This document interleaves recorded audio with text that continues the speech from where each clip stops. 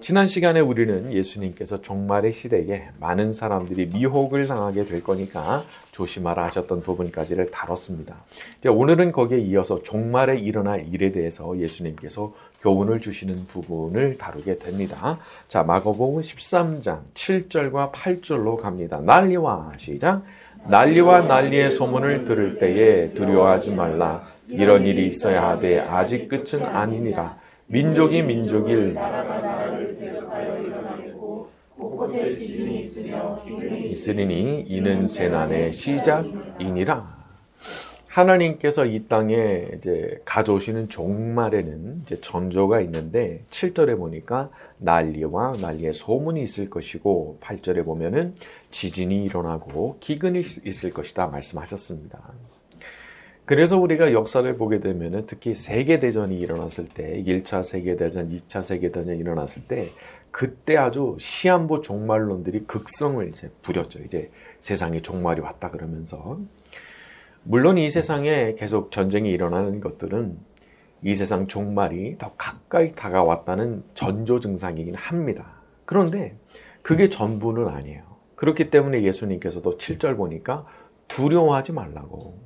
이런 일이 있어야 되겠지만 아직 끝은 아니라고 말씀하신 거죠. 여러분, 우리는 세상의 종말에 대해서 분명히 깨어있는 사람으로 살아야 되지만 동시에 거기에 대한 공포에 질려서 살아가는 사람이 돼서는 안 되는 겁니다. 왜냐하면 우리한테는 세상의 종말이 우리 구원의 완성의 날이거든요. 우리 성경 한 구절 찾아봅니다. 고린도전서 15장 51절에서 54절, 신약성경 283쪽, 신약성경 283쪽쯤에 있습니다. 고린도전서 15장 51절에서 54절까지 보죠.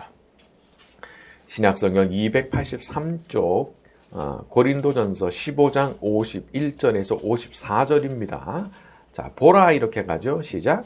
보라 내가 너희에게 비밀을 말하노니 우리가 다 잠잘 것이 아니오 마지막 나팔에 순식간에 호련히 다 변화되리니 나팔 소리가 나매 죽은 자들이 썩지 아니할 것으로 다시 살아나고 우리도 변화되리라. 이 썩을 것이 반드시 썩지 아니할 것을 입겠고 이 죽을 것이 죽지 아니함을 입으리로다. 이 썩을 것이 썩지 아니함을 입고 이 죽을 것이 죽지 아니함을 입을 때에는 사망을 삼키고 이기리라고 기록된 말씀이 이루어지리라. 세상의 종말에 천사의 나팔 소리가 들려오는 그날, 그 중에서도 그 마지막 나팔 소리가 들려오는 그 순간에 어떤 일이 벌어질지가 여기 쓰여 있는 거예요. 51절에 순식간에 호련히 다 변화되리니. 52절 죽은 자들이 썩지 아니할 것으로 다시 살아나고. 53절 이 죽을 것이 죽지 아니함을 입으리로다.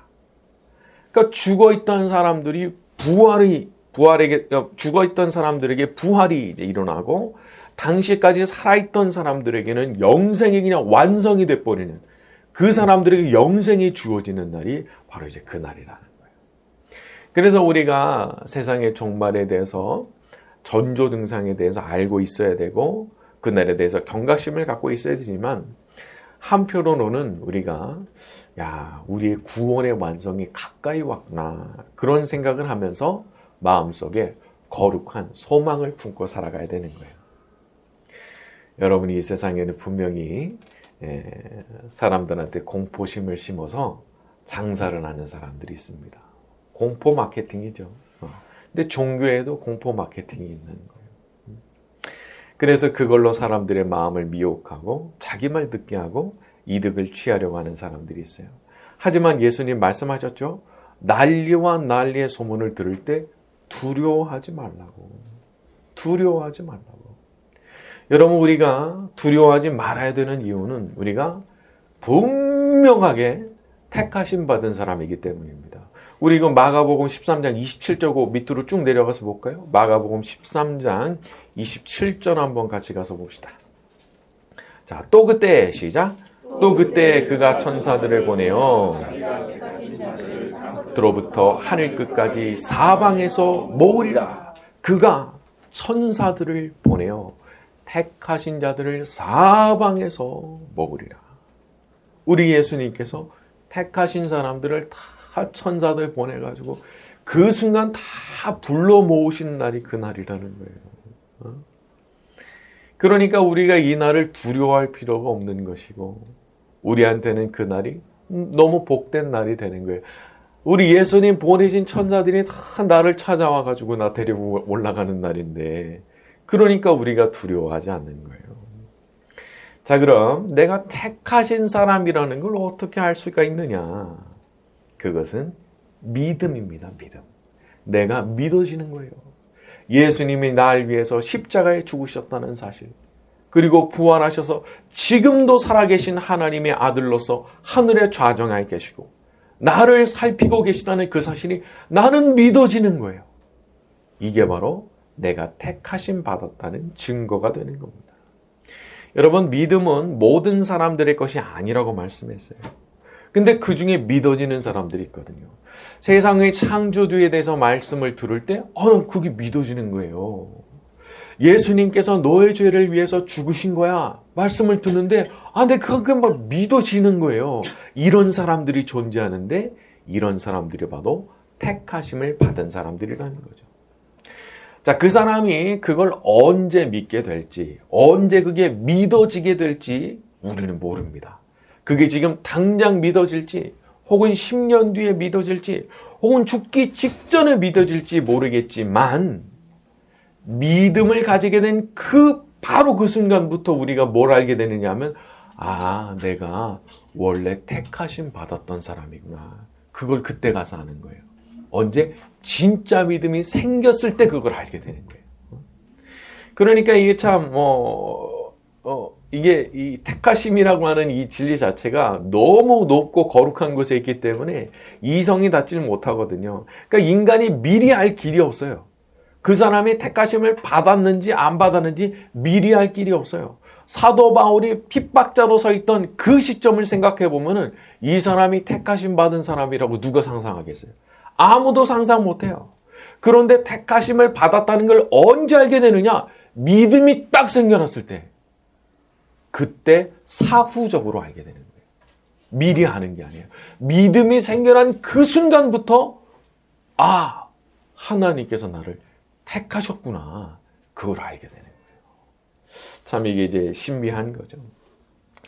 그래서 아무튼 이렇게 자기가 믿음을 통해서 내가 택하심을 받은 사람이구나 라는 생각이 들게 되면 이제 그때부터는 우리가 세상의 종말에 대해서도 담대한 마음을 가질 수 있게 되는 거죠. 난리와 난리의 소문 아마 앞으로도 계속 이어질 거예요.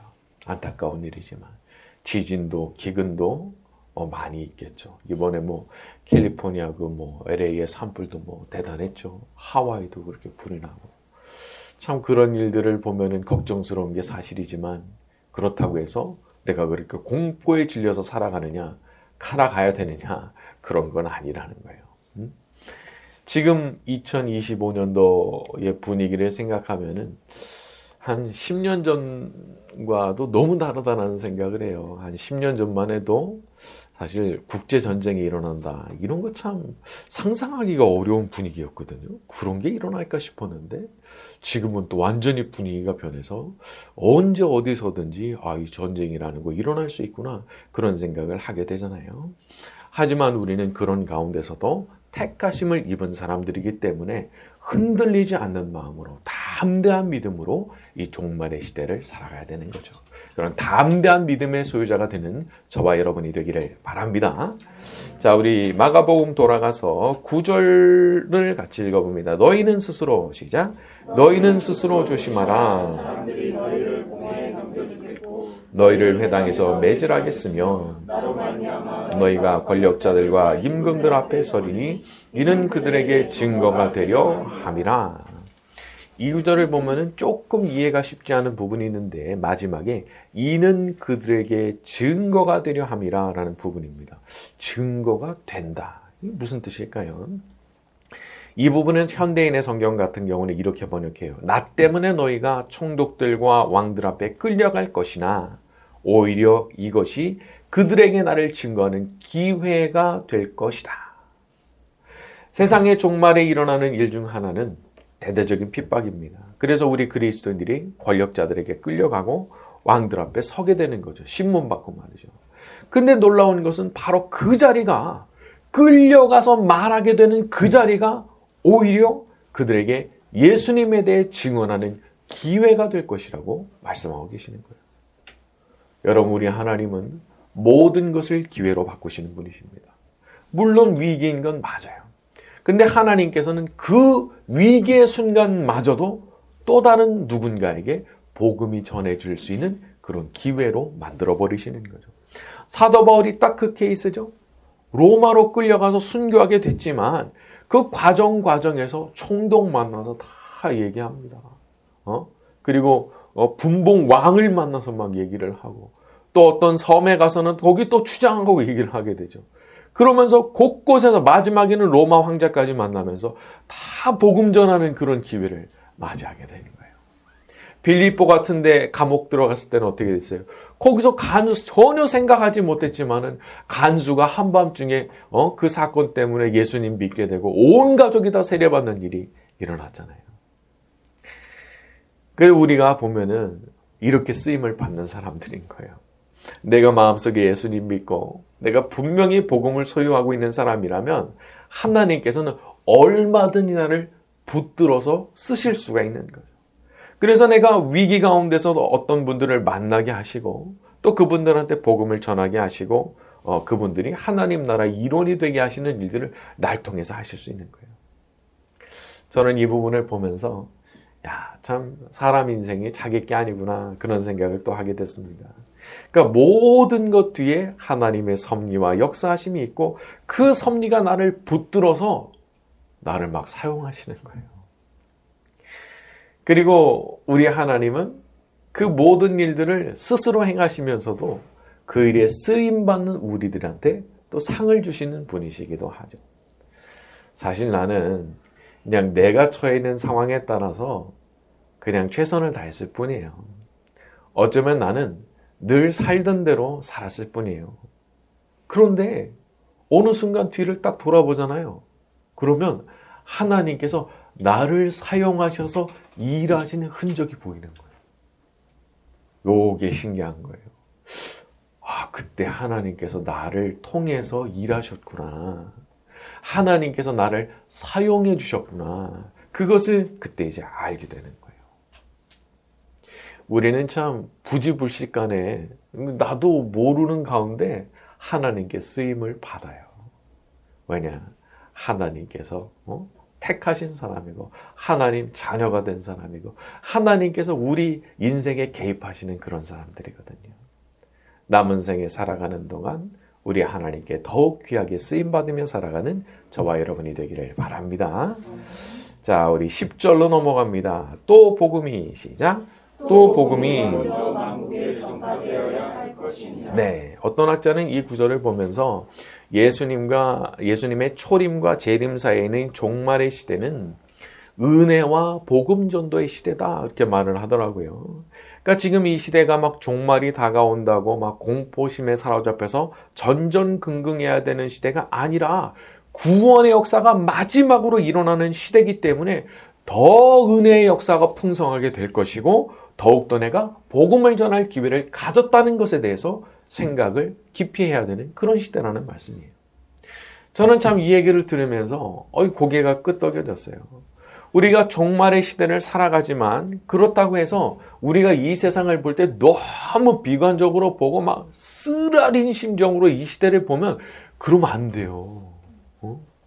아니 왜 그렇게 봐요? 그런 자세가 어떻게 보면 되게 깨어있는 것 같죠? 나는 이 세상이 너무 싫습니다. 그래서 막 가슴을 쥐어뜯는 것 같은 그런 피를 토하는 것 같은 얘기를 계속하는 분들이 있어요. 저는 그거 별로 건강치 않다 생각해요. 여러분, 이 세상의 종말과 구원은 우리 하나님 손에 달려있는 거예요. 모든 걸 열고 닫으시는 권세가 다른 존재에게 있는 게 아니고 우리 하나님 아버지께 딱 있는데 하나님 자녀된 내가 왜 그렇게 그냥 땅바닥으로 곤두박질 치는 것처럼 비관적으로 그렇게 살아요. 난 그렇게 살 이유가 없어요. 하나님께서는 이미 구원의 망주의 문을 열어두셨고 우리를 거기로 들이기로 작정하신 거예요. 그럼 나는 거기에 이미 들어가게 된 사람으로서, 나는 그걸 확보한 사람으로서 살아가니까 일단 나는 마음에 뭔가 이제 보장받은 게 있으니까 일단 편안한 거예요.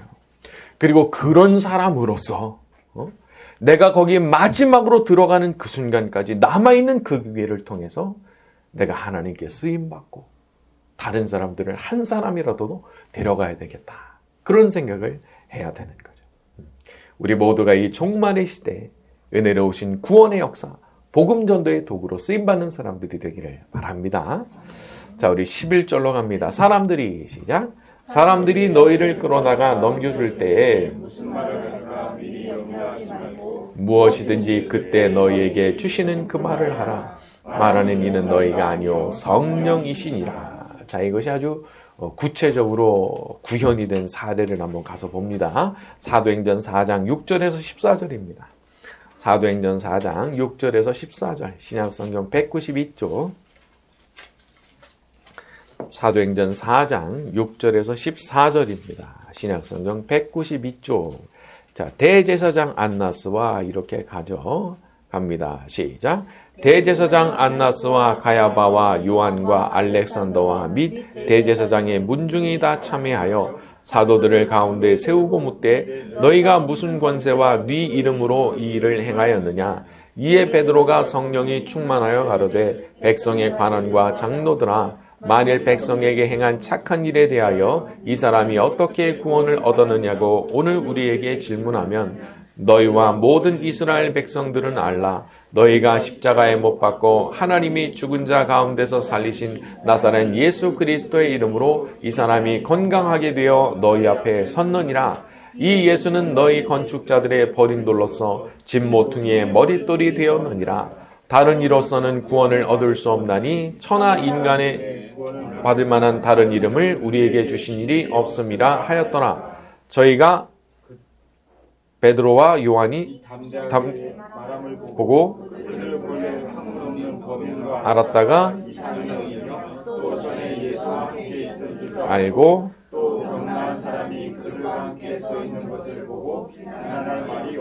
그렇죠. 예. 제가 이거 개역 한글을 넣어놨나 보네. 개역 개정하고 조금 다르네요. 이 부분을 보게 되면은 베드로의 말이 나옵니다. 베드로 아주 어부 출신이죠. 그런데 이 어부의 입에서 나올 수가 없는 말이 나와요. 13절 보게 되면은 베드로와 이거 개역 한글 번역으로 보게 되면 기탄 없이 말함을 보고 이렇게 되어 있는데 기탄이라고 하는 것은 망설이거나 주저하는 걸 의미하는 거예요. 그러니까 어려워가지고 그게 어려워서 망설이거나 주저하는 걸 기탄이라고 얘기를 하는데 그거 없이 전혀 그런 거 없이 그냥 막 말을 하더라는 거예요. 여러분 성령께서 우리를 통해서 말씀하실 때가 있습니다. 아무리 봐도 그 말이 내 입에서 나올 수 있는 말이 아니거든요. 근데 그 말이 내 입에서 나와요. 어디서도 왔는지도 모를 그 말이 너무 완벽하게 들어맞는 그 말이 나오는 거예요. 물론 이런 일이 항상 일어나는 건 아니에요. 하지만 우리의 삶을 돌아보면 그런 순간이 있는 거예요. 내가 말하고도 내가 놀라는 그런 일들. 근데 그게 뭐냐? 내 안에 계시는 성령께서 말씀하시는 거죠. 그러니까 여기서 이 베드로가 기가 막힌 말을 했잖아요. 사람들이 어리둥절할 정도로 놀라운 말을 딱 했잖아요. 근데 그게 사실 뭐냐면 베드로의 말이 아니고 성령께서 베드로의 입을 통해서 말씀하신 거예요. 여러분 우리는 이런 걸 기대해야 됩니다. 내가 말하는 거 힘 없어요. 내가 말하는 거는 그냥 인간의 말일 뿐이기 때문에 안 받아들이면 그만이에요, 상대가. 하지만 성령께서 내 입을 통해서 말씀하시면 그거는 다른 거예요.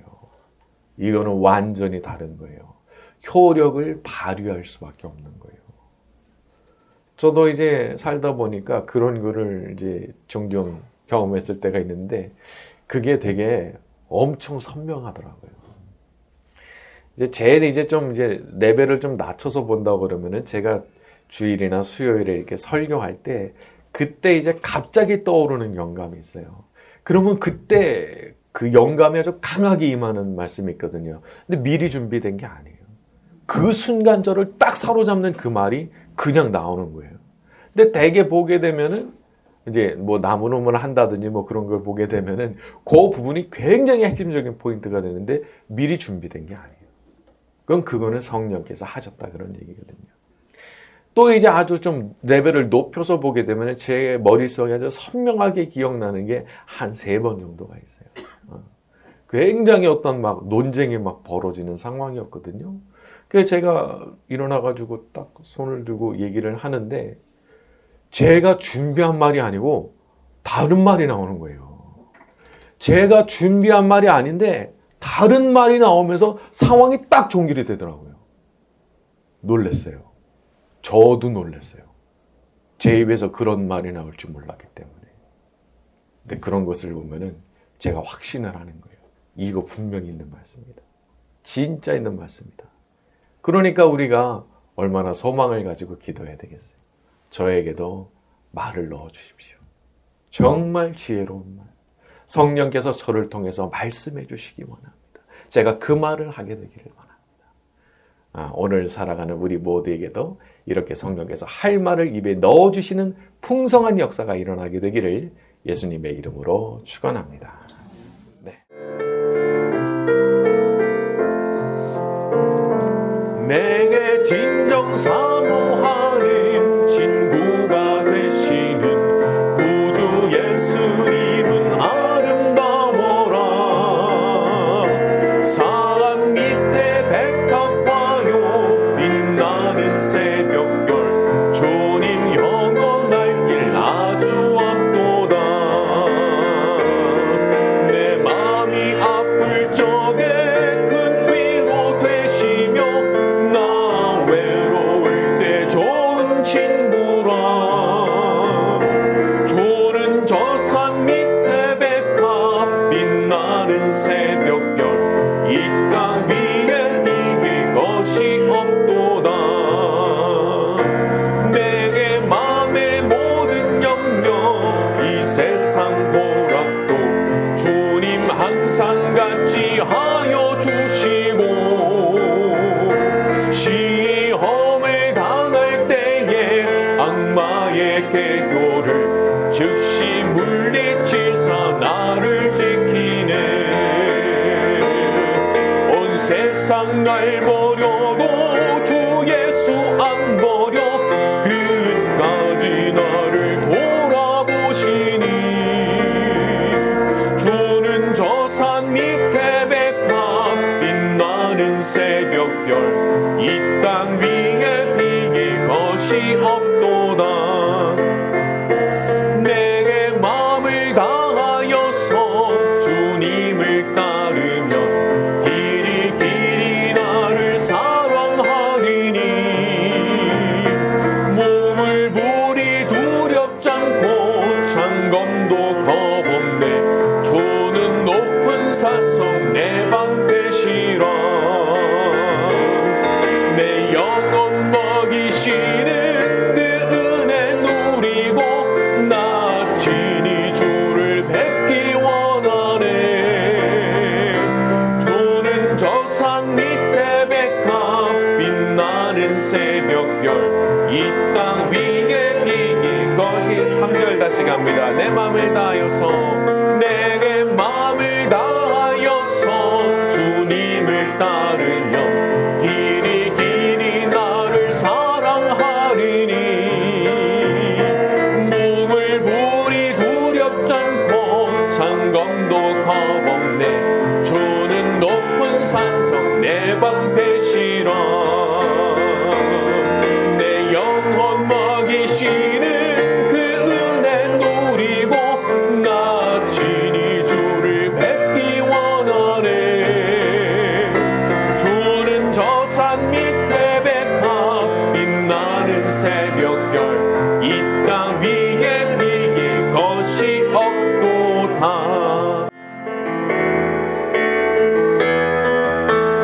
내